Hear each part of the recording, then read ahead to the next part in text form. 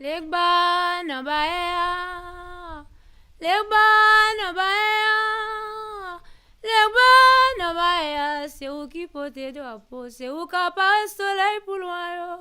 Legba na baea, legba na baea, legba na baea, c'est où qui porte drapeau, c'est où qui apparaît soleil pour loin. Legba na fawa.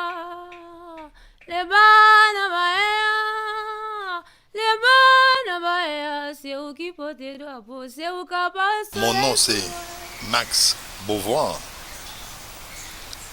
et je suis connu comme le Hati ici en Haïti. Hati, c'est le titre vaudou qui veut dire chef suprême ou suprême serviteur du vaudou.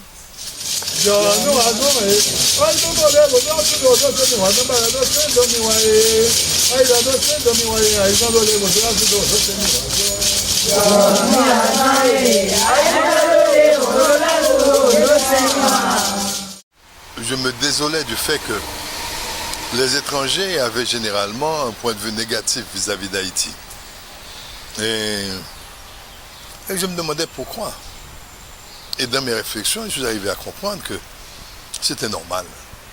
Normal parce que d'une part, les gens venaient voir et allaient rapporter de vilaines choses. Mais d'autre part, le vaudouisme lui-même avait tendance à se cacher et à ne pas s'ouvrir au monde. Donc il n'était pas connu.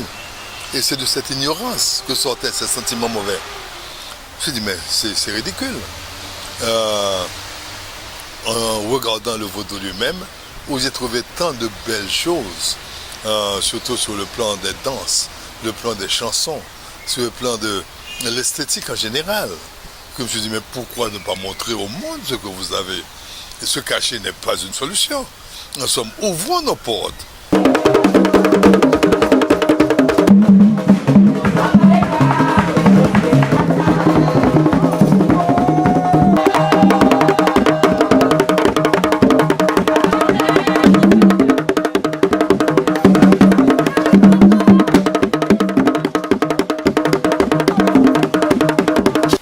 Et depuis lors, naturellement, j'ai dû m'exprimer à travers la presse nationale, internationale, à un moment ou à un autre, sur le vaudou. Il fallait bien expliquer aux gens ce que c'était que le vaudou. Quand les gens venaient vraiment avec la question fondamentale, mais qu'est-ce que c'est que ce vaudou-là dont vous parlez, etc. Nous ne savons pas ce que c'est pas enseigné dans les écoles. On ne sait pas ce que c'est.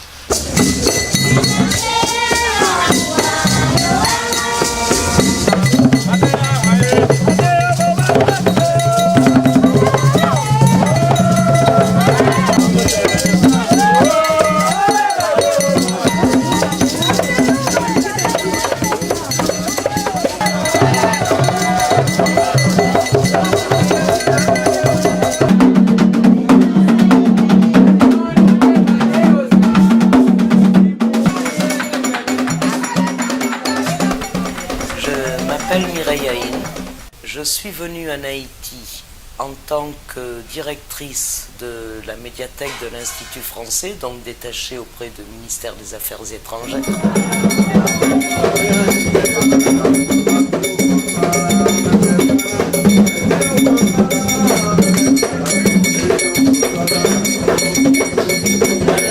J'ai pris le Hasson, je suis devenue Mambo Assogwe un an après chez Max Beauvoir, donc en janvier 2005, et j'ai ensuite acheté une maison ici dans laquelle je voulais construire un péristyle. Le péristyle est maintenant construit, baptisé, et nous avons pu réaliser enfin la fonction première d'un péristyle qui est de transmettre l'initiation.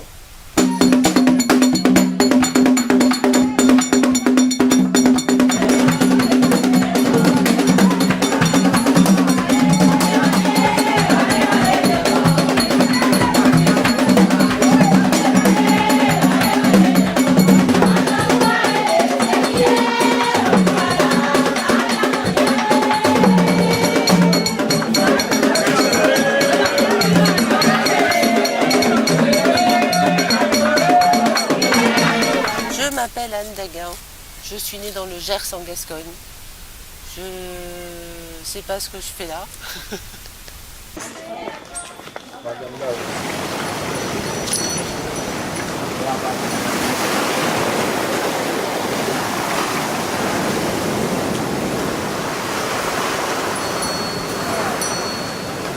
Mireille, ça doit faire une dizaine d'années qu'on se connaît. Je l'ai connue sous sa casquette de conservateur de la bibliothèque de Doche. Donc à partir de là, elle m'a demandé de m'occuper d'elle en thérapie, ce que j'ai fait. Et au-delà de la thérapie classique, plus la thérapie avancée, plus je voyais chez Anne des symptômes d'autre chose. Ce qu'on appellerait en thérapie classique des troubles de personnalité multiples, des TPM. Ces choses-là, en psychiatrie, chez nous, sont réglées très mal. Mais moi, j'avais la chance d'avoir été initiée, donc j'ai su que s'il y avait des TPM, c'était vraisemblablement que derrière tout cela, il y avait une personnalité, une capacité de médium d'incorporation. Et donc j'ai traité ça, non plus à la manière de la thérapie classique, mais comme on l'aurait traité dans un temple.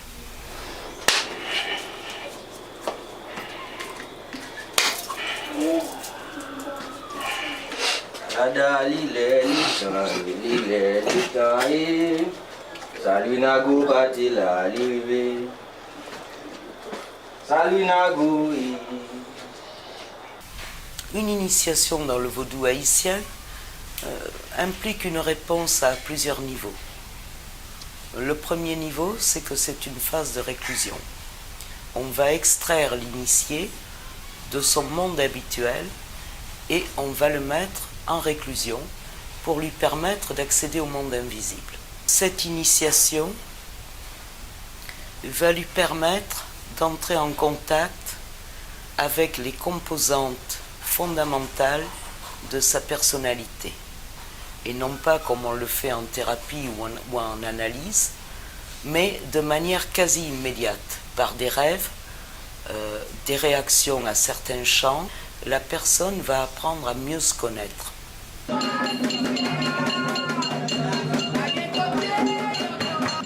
La cérémonie du Kanzo elle-même est accompagnée de ce qu'on appelle le boulezin. Donc les zins sont des pots en terre cuite, dont ces zins vont être brûlés rituellement dans l'enceinte du péristyle.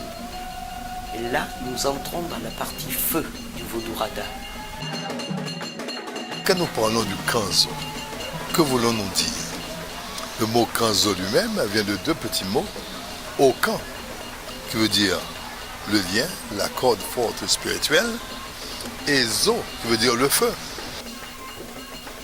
Dans le vaudou, tous ceux qui ont été Kanzo, c'est-à-dire qui sont liés par cette corde, qui relient tous ceux qui sont passés par cette cérémonie rituelle du feu, sont tous frères et sœurs.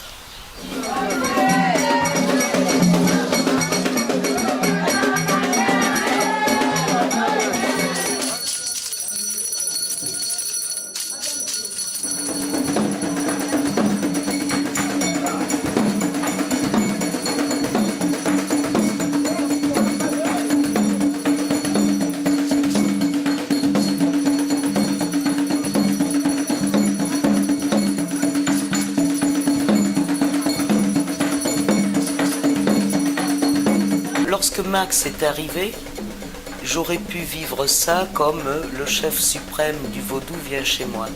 Ce n'est pas du tout comme ça que je l'ai vécu. Je l'ai vécu comme mon papa, celui qui m'a initié, vient voir ses premiers petits-enfants, vient voir ma maison et va devenir le parrain du péristyle.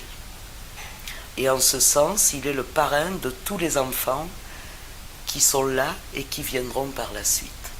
J'ai un peu symboliquement décidé que à la montée de l'avion, je laissais derrière moi ma vie d'avant. Et effectivement, pour moi, cette initiation, c'était vraiment, je l'ai vraiment vécue comme une nouvelle naissance. Alors après, les propos que je viens de tenir peuvent passer pour des propos de secte totale. Je ne dirai rien sur les sectes, mais je rappellerai tout de même que le vaudou est une œuvre de libération et que la seule chose que souhaite un Ougan, et la présence de Max a bien montré ça, c'est que les enfants qu'il fait deviennent indépendants et à leur tour des enfants qui deviendront indépendants. Donc quand on parle de secte, on ne peut pas, secte ne va pas avec indépendance.